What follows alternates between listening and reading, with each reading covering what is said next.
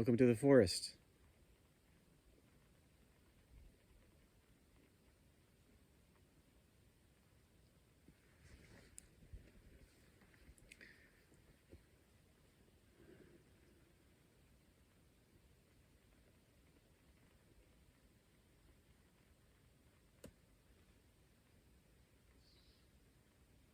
I'm not really sure what to talk about today. I kind of want to talk about silence, but that's a very difficult subject to talk about. How do you talk about silence? The very act of talking about silence is blasphemy, which is fantastic.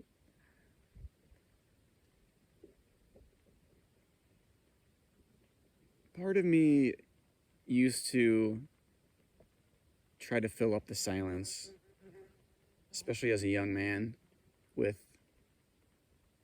puns and jokes and ideas.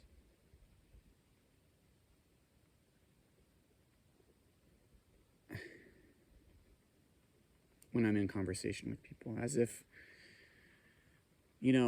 when you have silence and someone else takes that up nonstop. Hello, sun, popping out for me. I call these people conversation dominators. And boy, there's no silence around them.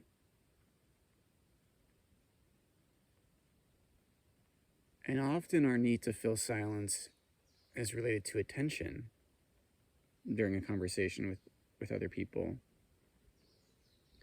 where sometimes we have to fill the silence in order to be heard. And it takes a lot of confidence to be okay with, first of all, silence, and also be okay with not being heard and letting the other person fill up the silence. And then you're making this decision to be in this conversation with this person, right? If you can always walk away, right? If you're at your work, your job, not always, but in our day-to-day, we can choose who we spend our time with.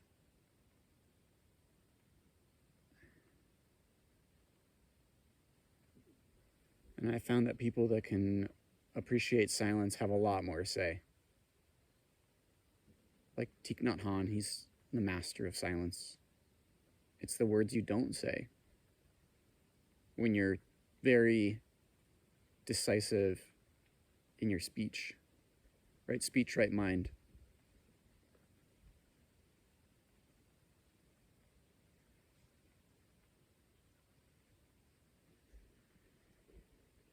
I think about silence also when maybe you're around an attractive woman and you say the wrong thing and you just blow it. It's happened a lot to me. Because sometimes saying nothing is the best, because it just leaves space for imagination and people to be heard and just the universe to breathe. So it's very nice being in this forest full of silence. I don't have any women to hit on right now, so I should probably just, I guess I can just talk then, right? Because there's no silence to take advantage of.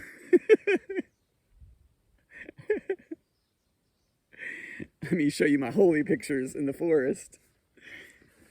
It's a Ram Dass deep cut. Not super deep, but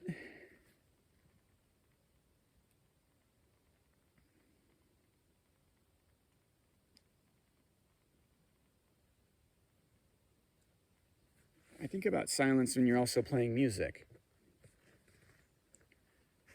Because some people will play and they'll play and they'll play and they're shredding and they're jamming away, but are you listening to other people around you? Are you having this conversation with them in your music? What are they playing? Sometimes you need to stop playing in order to hear what's happening around you, because your act of bringing it out is clouding what's around you, and you're not in harmony with things. You're too loud. You're not vibing with everybody else.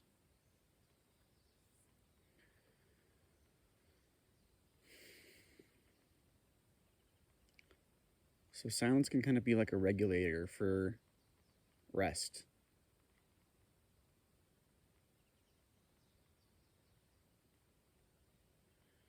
I'm struggling with what to talk about right now because it's difficult to talk about silence.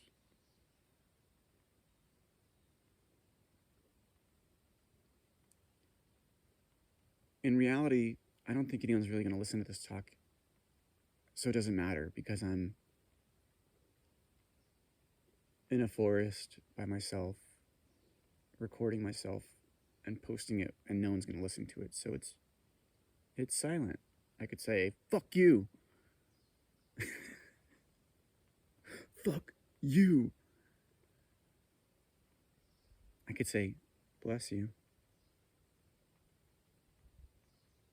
And both are true. Thank you if you're watching, to myself or other people that might tune in. Thank you to the universe. Thank you to the quiet of the forest that I'm disturbing.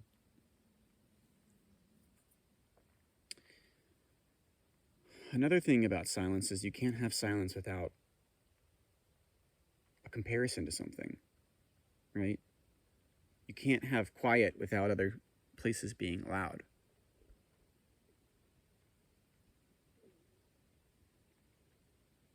If you're born in the forest and that's all you've ever known and it's quiet and peaceful, maybe a twig snapping is disturbing your silence because you're tuned in at another level.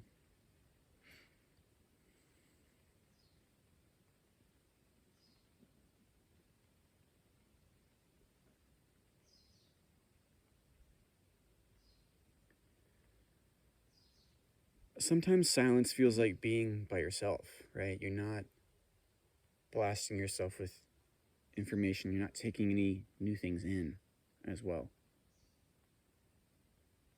It allows you space to look inside yourself. If you keep watching podcasts and listen to music, and you do that all the time, then there's not a lot of space for seeing what's inside yourself. And I think that's an issue for a lot of people these days. And I can be a YouTube addict like the rest of them.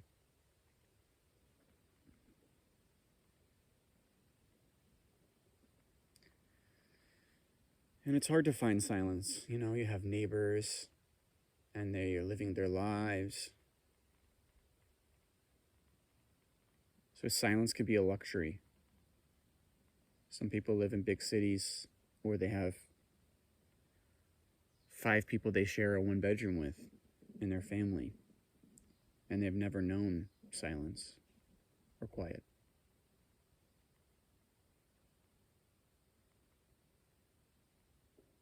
So yeah, silence can be a privilege. To have that space and that peace. A lot of people don't have the time for silence. They're raising kids and they're working jobs and they have the 9 to 5 and they go to work and do laundry and all these things, and then our brain just turns off, right? We go to sleep.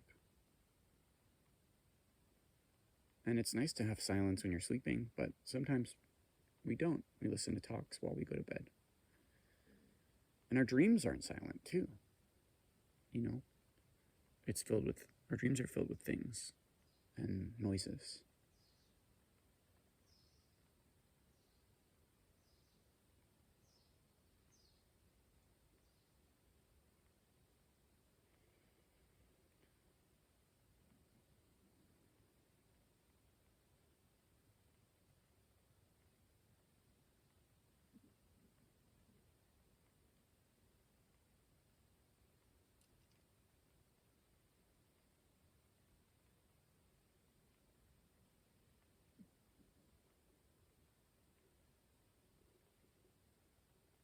It's funny when I listen to Ram Dass talks, he talks so much faster and he's a younger person. You can hear that he's still burning off his academic wit. And then when he's older, even before his stroke, it's much more slow. And then when he has a stroke, it's, all silence. It's, every word is a painting.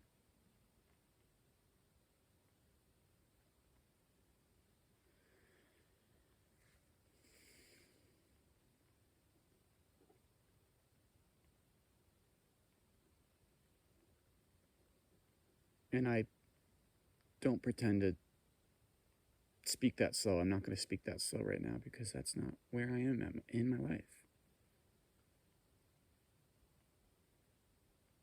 Ideas can arise and continue on. But when you ride the breath, you can find the silence, even in your own thoughts. And it's not about trying to push thoughts away. It's about, here's a thought, and there the thought goes. You're an air traffic controller, waving the thoughts on.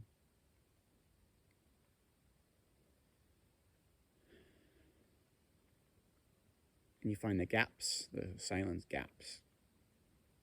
And supposedly that's the flashes of insight. And you want to live at the Gap and you want to go buy your clothes for middle school, right?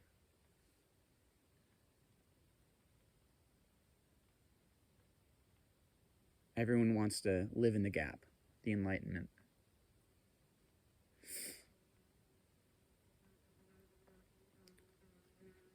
Just the complete on the spot.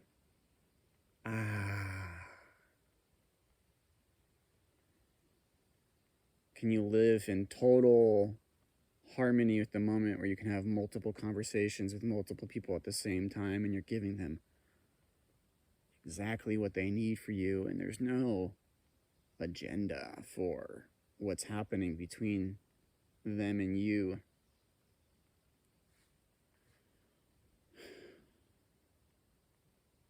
I've never encountered a being like that in the physical manifestation.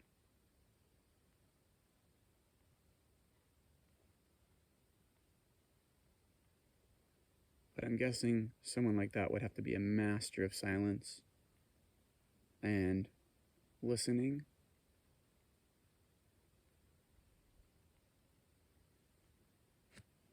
Where every act is a mudra to God.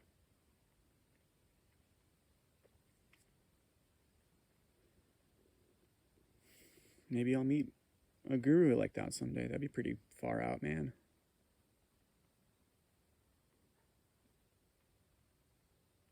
Until then, we're our own guru and our own grandpa.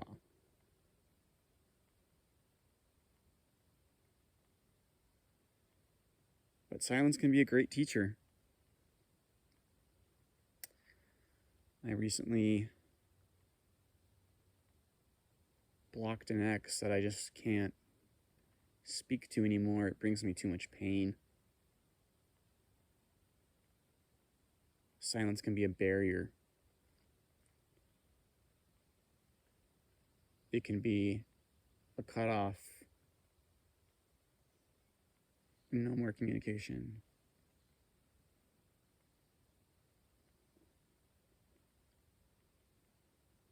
It can be a death.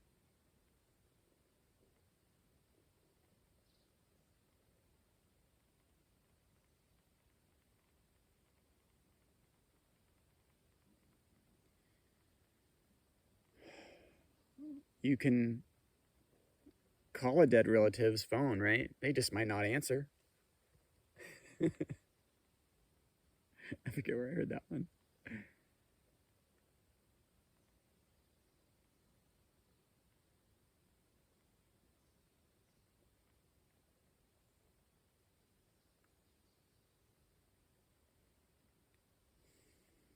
But maybe we should think more about what we don't say than what we say.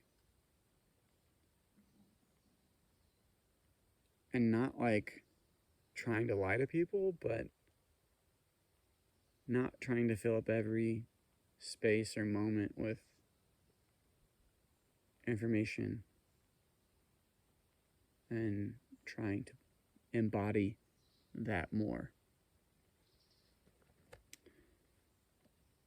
People say that if you're working on a big project, the very act of talking about your project gives you the same dopamine hit as doing the project. So you see these people that are big talkers, right? We're going to do this big project and it's going to do this thing and that thing and that. And then nothing ever gets done, right? And then you have people that are quiet and they do the work and things happen. They're working on the project. They're not talking about the project. And I try not to get sucked into that, but it can happen.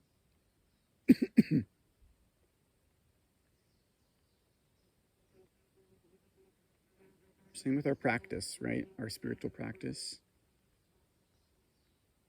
Sometimes you meet someone that's aligned with you and you want to share everything. Here are all my secrets. What secrets? What are secrets? And then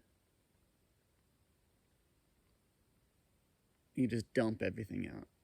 But then you lose this practice of what you've cultivated.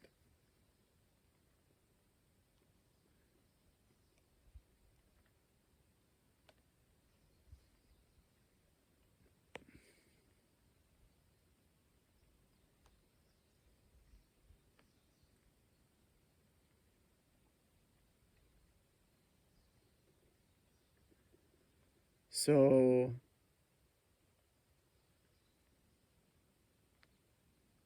I don't have a good way to wrap this up. Aside from